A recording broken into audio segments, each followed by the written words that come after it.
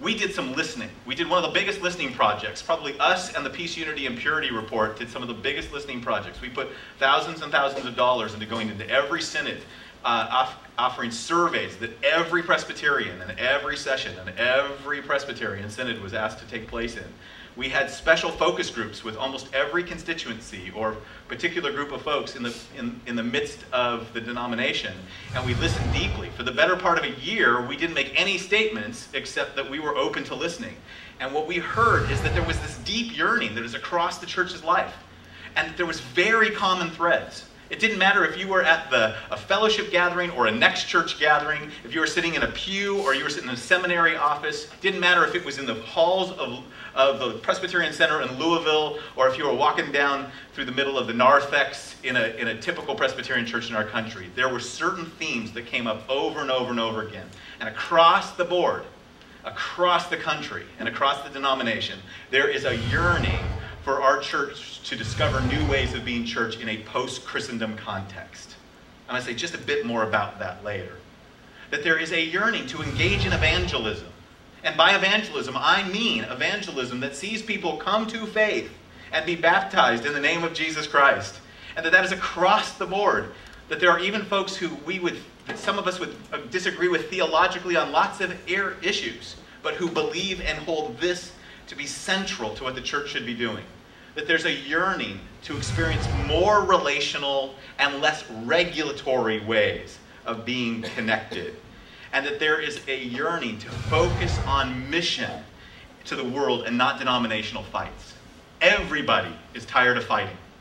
If there's anything we've learned over the last generation, is that you cannot reach a world and fight with each other at the same time.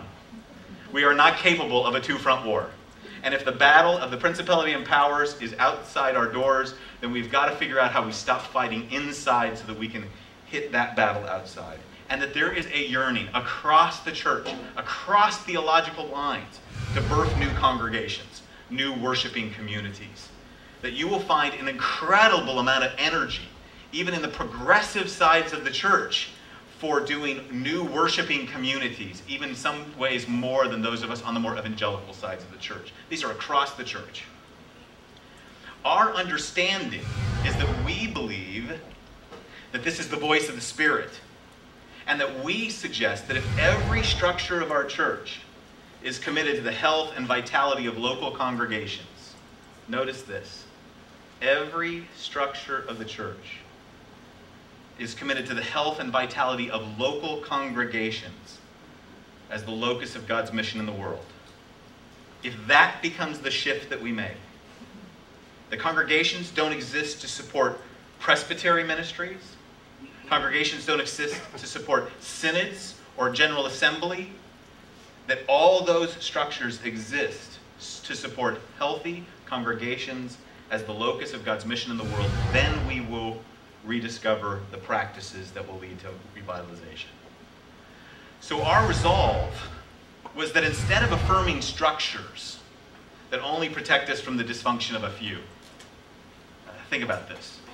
We have, up until the new fog was passed, this huge book of order that was mostly built around nuancing all the ways that we can say to people, do not run with the scissors.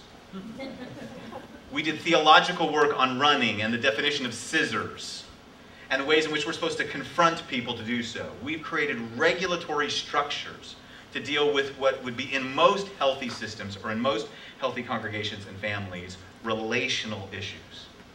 That if we can rethink our structures, that they're not to protect us from the dysfunction of a few, but instead offer a proposal for those who are willing to work together.